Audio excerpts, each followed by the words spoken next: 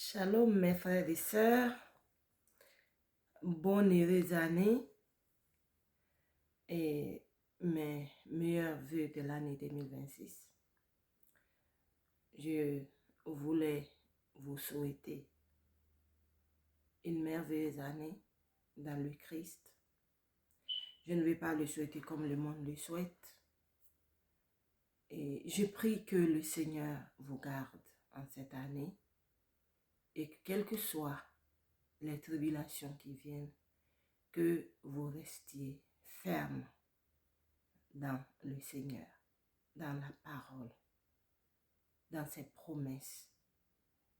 Parce que il a dit que 1000 tombent de ton côté, 10 000 à ta droite, tu ne seras pas à terre. Donc, les enfants de Dieu, quel que soit ce qui se passe, Dieu nous gardera parce qu'il veille sur nous. Ne regardez pas à gauche, à droite, mais ayez les yeux fixés sur Jésus et restez ferme dans la parole, car Dieu dit, je vais à ma parole pour l'accomplir. Tout ce qu'il nous a promis, il le fera. Amen. Et aujourd'hui, nous allons aborder un sujet que le Seigneur m'a donné il y a quelques jours. Et nous allons en parler. Je m'excuse pour ma voix qui est un peu rock. J'ai fait un examen qui affecte un peu ma voix. Amen. Aujourd'hui, nous allons partir dans le livre de Matthieu. Vous savez, dans la parole de Dieu, on peut lire quelque chose combien de fois et un jour, le Saint-Esprit te permet de comprendre quelque chose que tu as lu plusieurs fois en profondeur, selon la manière dont il veut que tu comprennes. Et aujourd'hui, nous allons partir dans le chapitre 13 du livre de Matthieu, à partir du verset 5 à 6. Et je pense que beaucoup d'entre vous ont lu ce passage. C'est la parabole du semeur. Amen. Et Jésus qui est en train de parler à la foule après qu'il a quitté un désaccord avec les pharisiens parce qu'il avait guéri cet homme à la main sèche. Donc, il vient, il monte dans une barque et il commence à dire cette parabole. Donc, nous allons partir dans le livre de Matthieu et nous allons lire ce passage. Et ce passage, Marc aussi l'a dit la même façon dans Marc 4, à partir du verset 5 aussi à 6. Donc, nous allons lire à partir du verset 5. Une autre partie de grain qu'il s'aimait, donc c'est ça, une autre partie tomba dans l'endroit pierreux où elle n'avait pas beaucoup de terre. Elle s'éleva aussitôt parce qu'elle ne trouvait pas un sol profond. Verset 6. Mais quand le soleil parut, elle fut brûlée et sécha, faute de racines. Donc Jésus qui était en train de dire cette parabole, il avait commencé par le long du chemin. Je pense plusieurs connaissent ce parabole. Donc, cette semence-là qui est tombée dans un endroit où il y a beaucoup de pierres. Et comme il n'y a pas de terre qui permet à la racine de s'enfoncer, la plante s'éleva aussitôt. Aussitôt, pourquoi? Parce que si c'est une bonne terre, on met le grain dans la terre. Chacun, je pense que de nous a vu comment germer. Moi, j'aime beaucoup planter pendant l'été. Et tu vois que tu as mis une graine qui commence à monter. Et quand elle monte, tu ne peux pas voir la racine. Tu vois une partie de la tige et une partie qui va être les feuilles courbées. Et puis la plante se redresse. Et au fil des jours. Et la partie racine est en train de s'enfoncer dans la terre. Mais dans ce cas précis de l'endroit pierreux, moi j'en ai vu des plantes, même en Afrique, pendant la saison des pluies, des plantes qui montent, qui germent sur le roche, ou bien où il y a plusieurs rochers comme ça, l'endroit pierreux exactement, tu peux voir la racine qui n'est pas dans le sol, mais qui est éparpillée sur ces rochers-là. Et quand il n'y a plus d'eau, le soleil est ardent, cette plante finit par sécher. Amen. La plante finit par sécher parce que la plante n'est pas enfoncée dans la terre et la plante ne trouve pas l'humidité de la terre normalement, s'il y avait une bonne terre, qui doit la protéger du soleil, mais aussi qui est une source de nutriments pour que la plante puisse se nourrir et rester dans la terre, grandir et porter des fruits. Amen. Donc, Jésus était en train de faire cette parabole-là par rapport aux gens. Il ne parle pas exactement de la plante, les plantes, mais il parle des hommes. Et il a donné cette explication à ses disciples. Parce que les disciples ont demandé pourquoi il parlait en parabole. Et il a dit à ses disciples, il vous est donné de connaître les mystères du royaume, mais avec ce peuple à qui il parlait, des Israélites, il n'était pas permis, selon la prophétie d'Ésaïe, qu'il pouvait entendre, mais ne pas comprendre. Et ainsi de suite. Amen. Donc, Jésus donne l'explication de parabole en ces termes.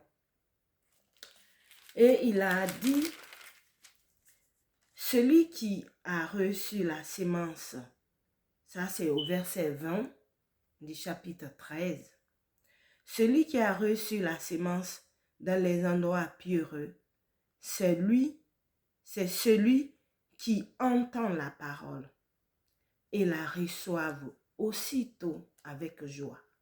Mais il n'a pas de racine en lui-même. Il manque de persistance. Et dès que survient une turbulation ou une persécution à cause de la parole, il y trouve une occasion de chute. Donc, comme il a dit, quand il y a le soleil, la feuille, comment on appelle? La plante se sèche. Et c'est la même chose il a expliqué. Il ne s'agit pas des plantes, mais des hommes qui reçoivent la parole de Dieu avec joie.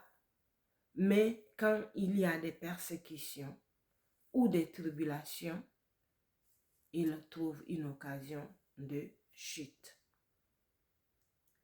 Donc, mon frère, ma soeur, et nous allons faire cette prière après cette parole en cette année 2026.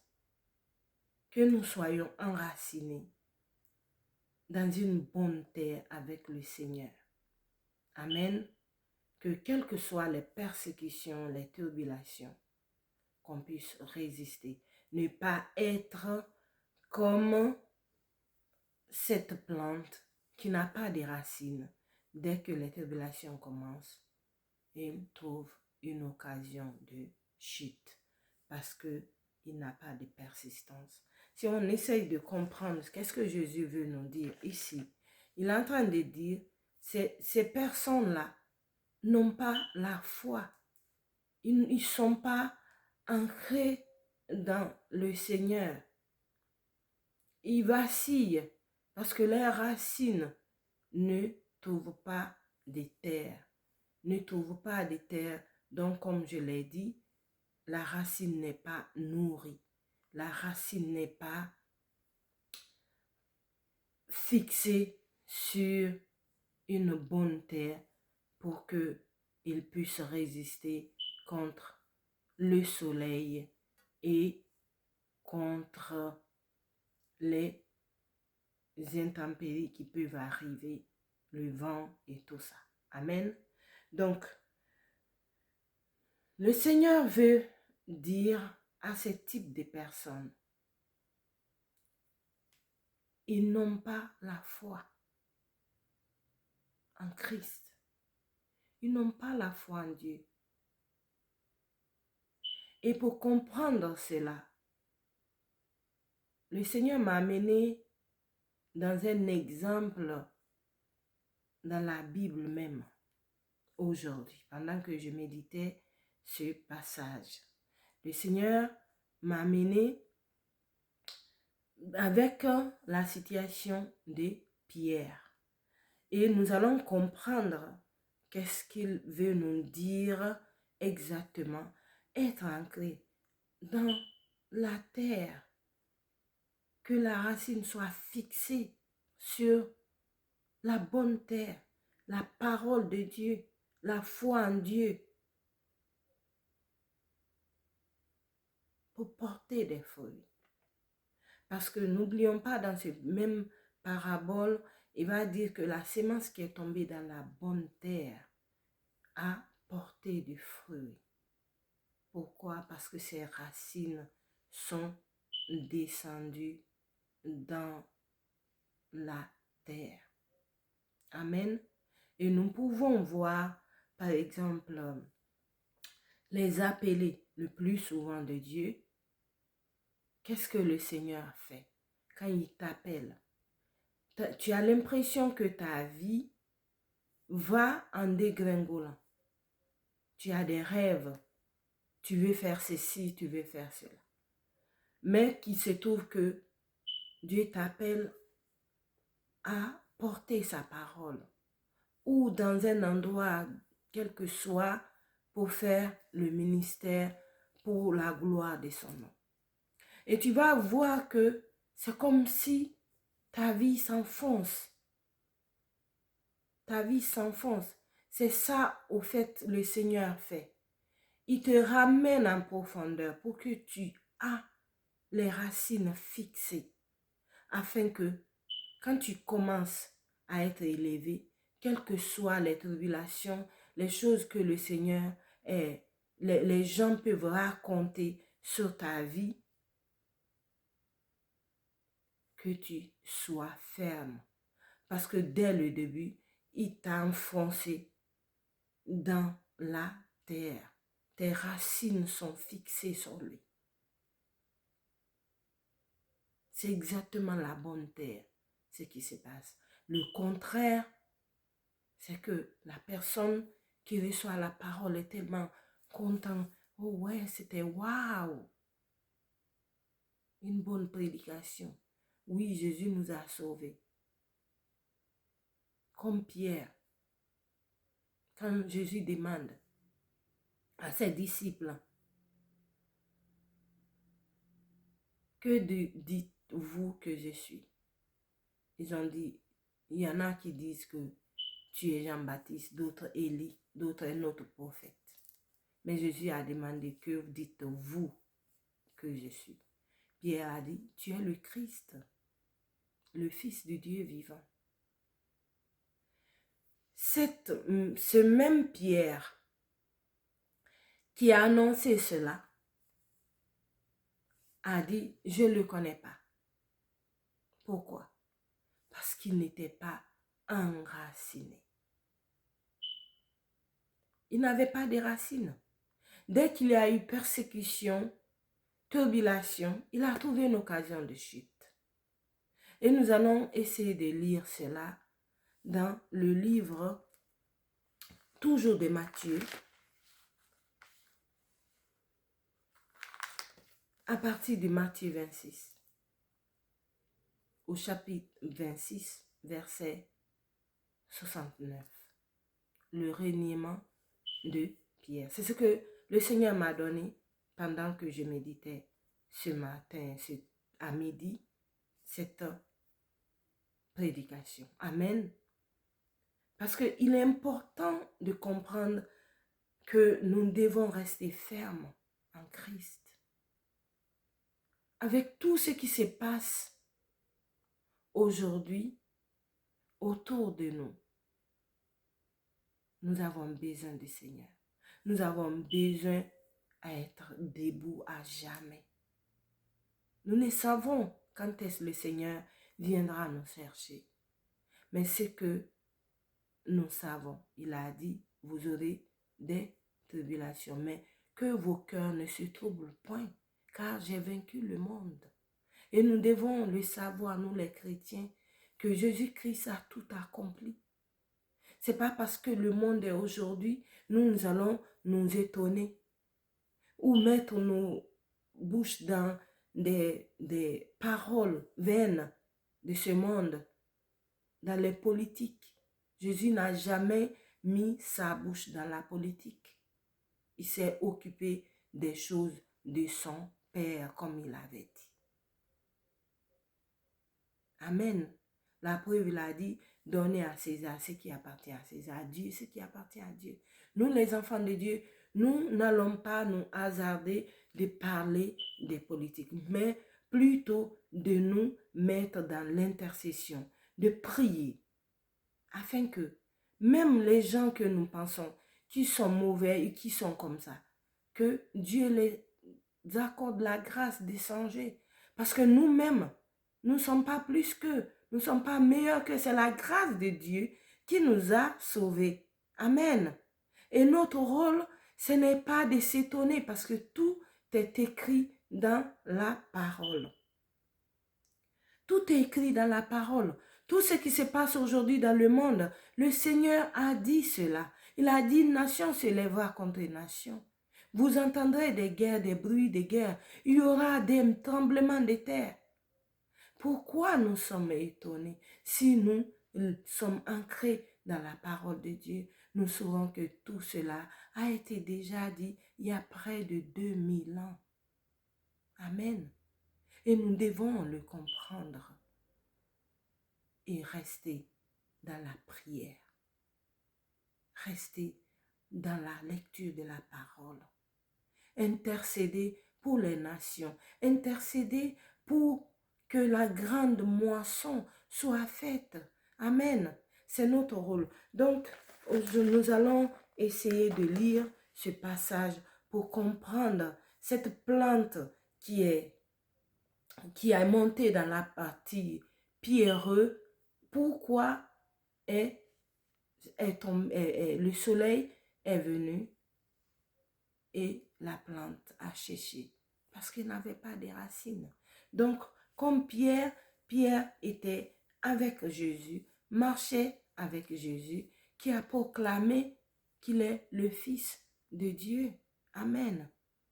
Et Jésus même a dit, ce n'est ni la chair et le sang qui t'a dit ça, mais c'est mon Père. Amen. Mais Pierre est tombé parce que Pierre, en ce moment, était planté dans la partie pierreuse et il n'avait pas trouvé. Lui d'ailleurs, comme tous les autres apôtres. Mais eux, ils ont fui son parti. Mais lui, il voulait faire l'effort.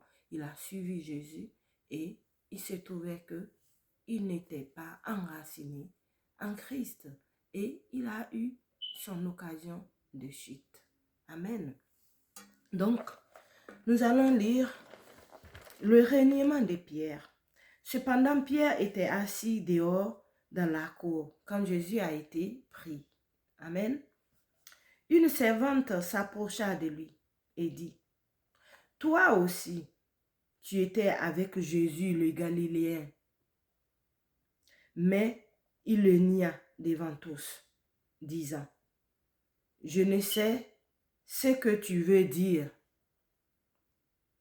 Comme il se dirigeait vers la porte, une autre servante le vit et dit à ceux qui se trouvaient là, « Celui-ci était aussi avec Jésus de Nazareth. » Il le nia de nouveau avec serment.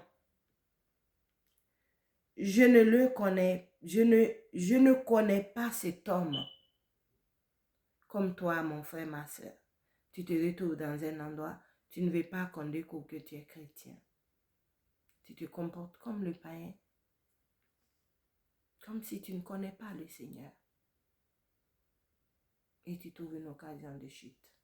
Parce que tu veux être naïf avec les gens, avec tes amis. Dieu t'a dit ne fais pas ça. Mais parce que tout le monde autour de toi fait ça. Et tu le fais parce que tu n'as pas la racine enfoncée dans la bonne terre. Ce n'est pas une bonne chose.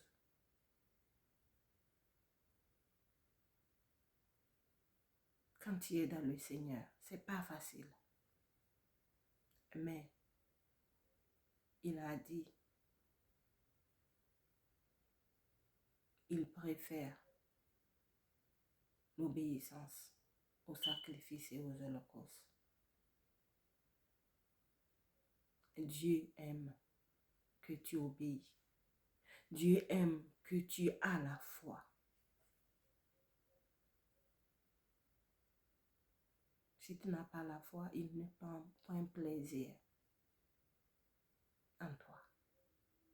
Amen. Et verset 72. Il le nia de nouveau avec serment. Je ne connais pas cet homme. Peu après, ceux qui étaient là, s'étant approchés, dirent à Pierre, certainement, tu es aussi de ces gens-là, car ton langage te fait reconnaître. Alors il se mit à faire des imprécations et à jurer. Je ne connais pas cet homme. Aussitôt, le coq chanta. On connaît tous la chute de Pierre. Quand Pierre a renié Jésus, Jésus l'avait déjà dit. Il a dit, Pierre et tous les autres, Satan veut vous cribler comme un informant. Mais j'ai prié pour vous. Et quand Jésus parlait de son arrestation, il dit, s'il faut mourir avec Jésus, il va mourir avec lui. Jésus lui a dit aujourd'hui même, avant que le coq ne chante, tu m'aurais renié 3 fois. Et c'est ce qui fut, parce qu'il n'était pas, Jésus savait qu'il n'était pas encore ancré dans la bonne terre. Et beaucoup de nous, les chrétiens, font cela, malheureusement, pour plaire aux autres, ou simplement pour mentir pour une situation donnée. Ils mentent pour avoir les choses de ce monde, parce qu'ils ne trouvent pas racine, ils n'ont pas foi qu'en disant la vérité, même si tu perds cette chose, parce que tu as glorifié Dieu, il peut te donner au centuple de ce que tu penses avoir perdu, alors que ça ne t'appartient même pas. Parce que quand tu mens pour avoir quelque chose, c'est de la malhonnêteté. Mais si tu dis la vérité, tu crois en celui qui t'a béni, oui, nous sommes bénis en Christ, tu verras la gloire de Dieu. Si tu marches dans ses paroles. Je ne dis pas que tu peux faire ça par toi-même. Parce que l'homme, de sa nature adamique, a beaucoup de défauts, remplis de péchés.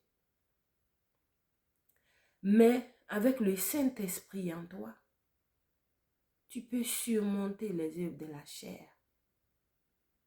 Dans la prière, tu connais tes défauts, tes faiblesses. Prie, demande à Dieu de t'aider à vaincre cela. Que l'esprit puisse être sur la chair. Donc c'est ce qui est arrivé à Pierre. Et nous savons tous, il est allé pleurer, mais il s'est repenti. Il s'est repenti.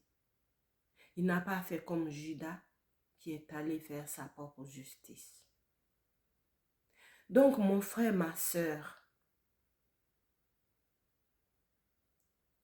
si tu trouves que tu n'es pas enraciné dans le Seigneur et que chaque fois tu trouves une occasion de chute, relève-toi aujourd'hui.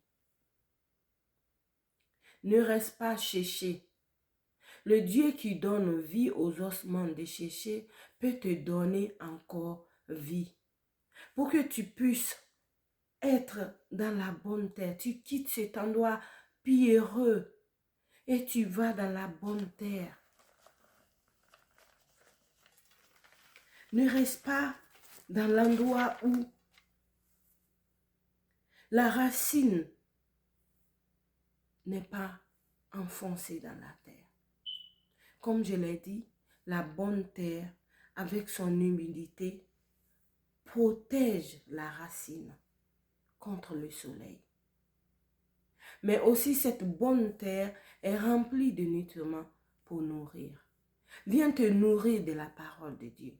Reste dans la présence de Dieu. Et tu vas voir, ta racine va commencer à s'enfoncer. Et tu vas voir la foi en Dieu, la fermeté, quelles que soient les tribulations autour de toi. Tu ne vas pas faire comme des païens qui tremblent parce qu'ils ont entendu telle ou telle nouvelle. Parce que toi, tu sais en qui tu as cru. Tu restes ferme en lui. Amen. Il faut avoir la foi.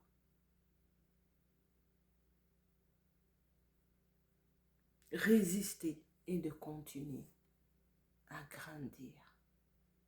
C'est ça quand tu es dans la bonne terre. Il va y avoir le soleil, il va y avoir le vent, il va y avoir la pluie impétueuse. Mais puisque tu es enraciné dans la bonne terre, tu continueras à t'enfoncer et à grandir et porter des fruits.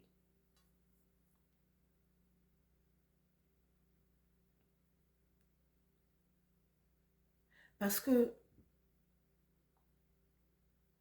quand on essaye de voir la parabole, Jésus dit que cette plante monte aussitôt. Pourquoi elle est montée vite?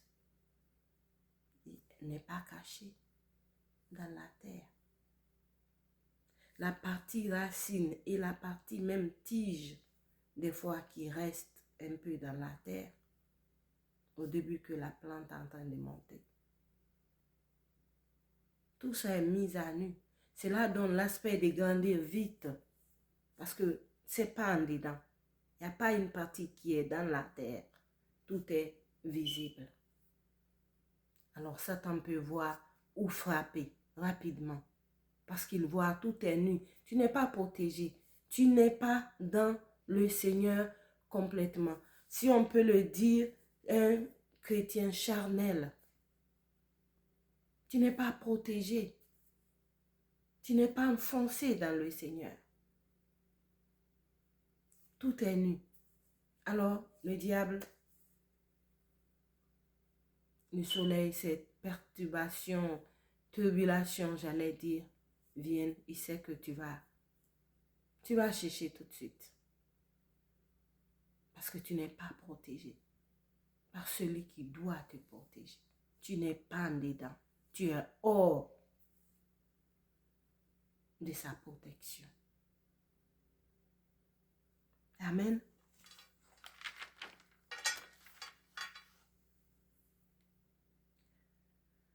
C'est pour ça il faut rester en Christ. Et quand tu restes,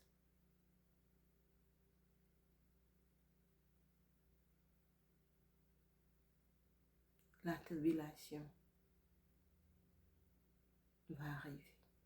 Mais tu te rappelleras de ces paroles.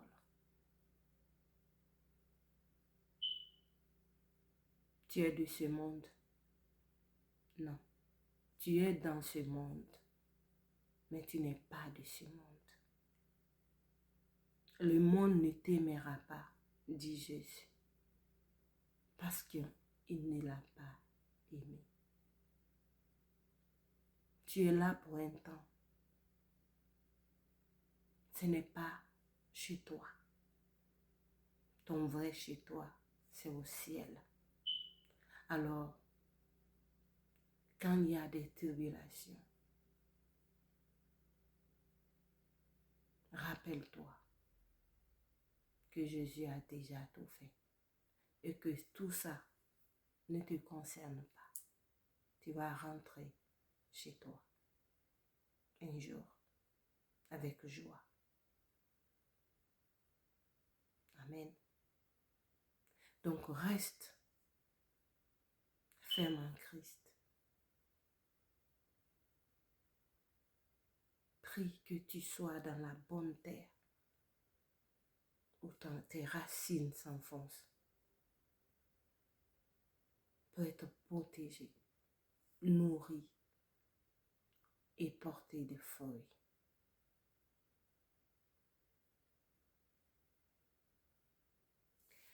On va lire quand Pierre est devenu une plante qui est enracinée dans la bonne terre, où il a trouvé ses racines enfoncées dans le Seigneur. Et il a porté des fruits, comme le Seigneur a dit. La bonne terre, la plante grandit, il porte des fruits 100, 60, 30. Pierre dans l'Acte des Apôtres. Je pense que je vais essayer de lire seulement les versets. Si le Seigneur vous permet de le lire, ce serait très, très important. Amen. Acte 2, à partir du verset 13 à 17. Nous savons que avec cette histoire, c'était la Pentecôte. Amen. Pierre, qui était planté dans un endroit pierreux, et n'a pas porté et trouvé de la bonne terre. Il a trouvé une occasion de chute avec l'arrestation de Jésus. Mais quand Jésus est ressuscité, et Jésus, le temps qu'il a fait avec eux, vous vous rappelez, je vais dire ça comme un serment que Jésus lui a fait passer. Simon, fils de Jonas, m'aimes-tu? Pierre a dit, tu sais, Seigneur, je t'aime. Paix mes brebis. Simon Pierre, fils de Jonas, m'aimes-tu? Pierre a dit, Seigneur, tu sais que je t'aime. Paix mes brebis. Simon Pierre, troisième fois, fils de Jonas, m'aimes-tu? Pierre, la parole de Dieu dit, il a commencé du fait que Jésus lui a demandé une troisième fois. Il dit, Seigneur, tu connais toutes choses, tu sais que je t'aime. Il dit, paix mes agneaux. Amen. Donc, Pierre, après avoir été repenti, Jésus est mort ressuscité et Jésus lui a fait ce serment, ou comment on peut appeler ça. Pierre était maintenant planté dans la bonne terre, où ses racines étaient fixées en Christ. Et dans l'Acte des Apôtres 2, 13 à 17, quand le Saint-Esprit est descendu sur les apôtres et tous les disciples de Jésus, ils étaient, dit la parole, en train de parler dans d'autres langues et dans les langues de ces personnes qui étaient présentes. Les gens ont commencé à dire, oh, ils sont ivres de vin. Mais Pierre s'est levé. Il a dit, ces hommes-là ne sont point ivres de vin. Car il est troisième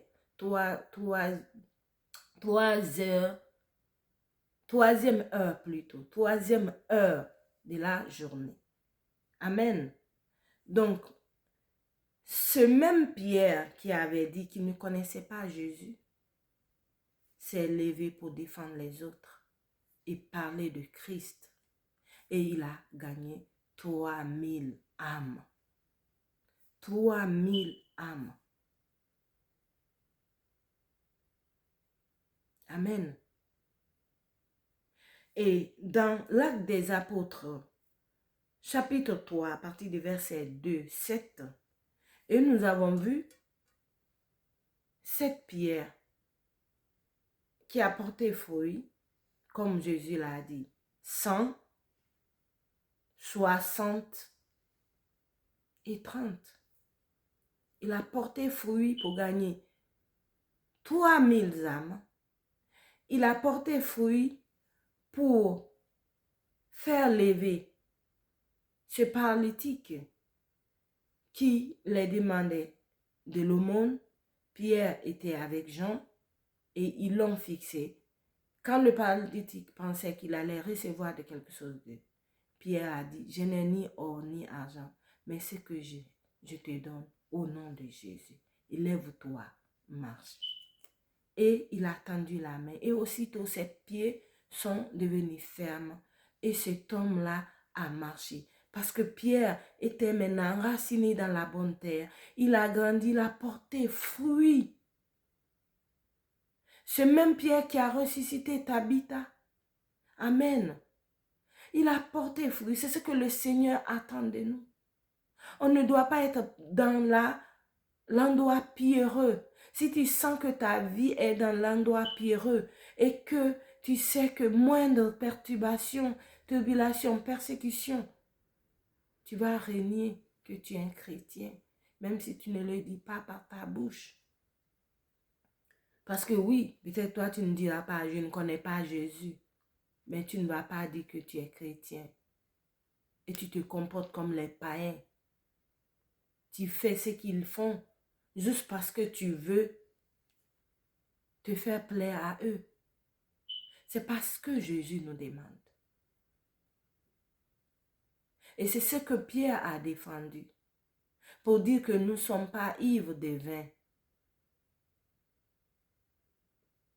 Et il a prêché Jésus. Et il a gagné 3000 âmes. Il a porté fruit. Il a guéri cet homme.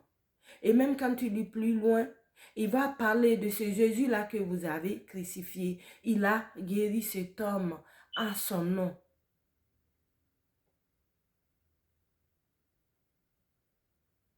Et quand les femmes sont allées le voir pour Tabitha, qui était mort, et montraient les veuves, montraient les vêtements que cette femme faisait pour eux, Pierre, par l'Esprit de Dieu, a ressuscité Tabitha.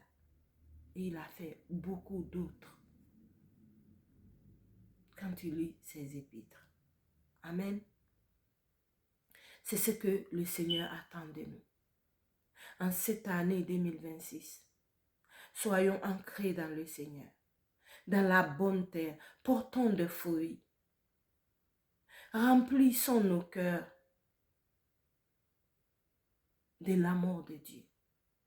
Si tu n'en as pas pris afin que Dieu te donne l'amour de Dieu, pour des personnes que tu n'aimes pas seulement tes amis ou ta famille, aime les autres qui ne sont pas de ta nation, qui sont en train de souffrir, comment tu les aimes, demande au Saint-Esprit, prie pour eux, afin que Dieu amène la paix et s'il n'y a pas Christ élevé dans ces nations, que Christ soit prêché dans ces nations, que les âmes soient gagnées dans ces nations. Ne te réjouis pas seulement quand Jésus vient que toi, tu vas partir au ciel. Aie plaisir de faire la volonté de Dieu, de prier pour les autres, pour que eux aussi puissent recevoir le Seigneur. Quelle que soit leur dénomination, quelle que soit leur couleur de peau, prie pour que les âmes soient gagnées pour le Christ, car il est mort pour tout le monde, pour n'importe quel type de peau, pour n'importe quel type de pays ou n'importe quel continent. Jésus est venu afin que les brebis aient la vie et en abondance. Il y a des brebis du Seigneur qui ne sont pas encore entrées dans l'enclos. On doit prier afin que eux aussi soient dans cette grande moisson que le monde attend, que nous, les enfants de Dieu, nous attendons afin que nous puissions rejoindre le ciel avec le Seigneur. Désirons cela, ma soeur, mon frère. Ne prie pas seulement que Dieu te bénisse. Ne prie pas seulement que Dieu te donne une maison, une belle voiture, tes rêves, les voyages. Prie pour les âmes perdues. Car toi aussi tu t'es perdu. Quelqu'un quelque part a prié pour ça. Et aspire de prier en d'autres langues. Parce que oui, cela te construit comme Paul l'a dit. Mais des fois, tu pries en d'autres langues parce que tu es en train de prier, guidé par l'Esprit, pour une nation. Et pour même qu'un homme, quelque part que tu ne connais pas, mais dirigé par le Saint-Esprit, tu es en train de faire des prières, des supplications pour ces personnes. Et aujourd'hui, mon frère, ma soeur, que cela soit ton partage si tu n'es pas enfoncé dans la bonne terre. Et si tu es dans la bonne terre, que Dieu fasse au nom de Jésus, que tu portes des fruits 160 000. Il ne faut pas être comme ce figuier qui avait des verdures partout, mais il n'avait pas de fruits. Et Jésus l'a maudit. Et le matin, il était chiché. Oui, parce que tout arbre qui ne porte pas fruit sera retranché, dit la parole de Dieu. Il ne faut pas avoir seulement les verdures, être enfoncé dans la bonne terre, et avoir des verdures. Ça, ce sont des chrétiens qui sont dans la bonne terre, qui ont des verdures pour eux-mêmes. Ils ne donnent pas de fruits pour que les autres viennent se nourrir de ces fruits-là. Que Dieu nous épargne d'être comme ça. Parce que si tu es comme ça, tu seras retranché, jeté dans le feu. Ou asséché comme ce figuier, maudit par Dieu.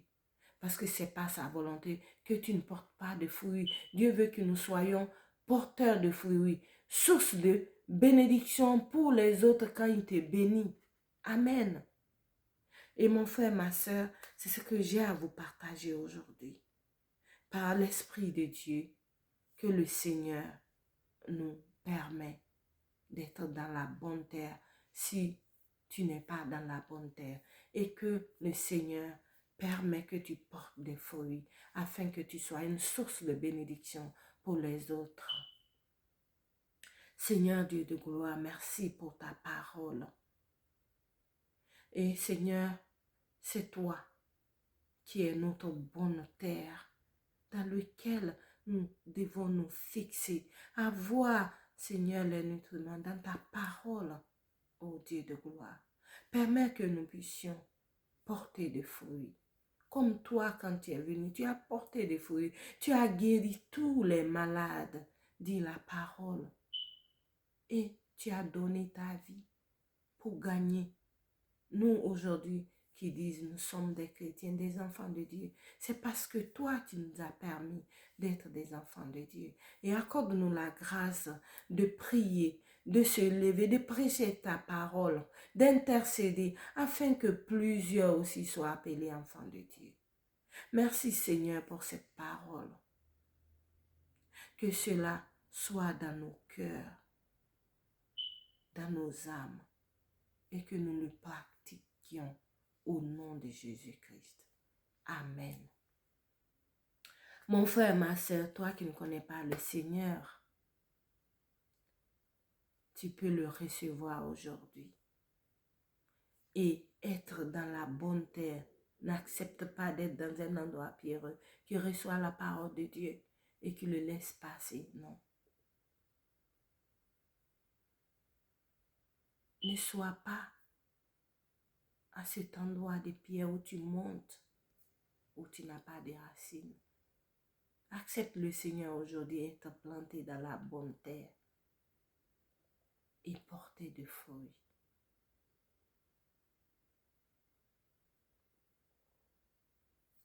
Si cette parole t'a touché, répète ça avec moi. Seigneur Jésus-Christ, merci pour ta parole.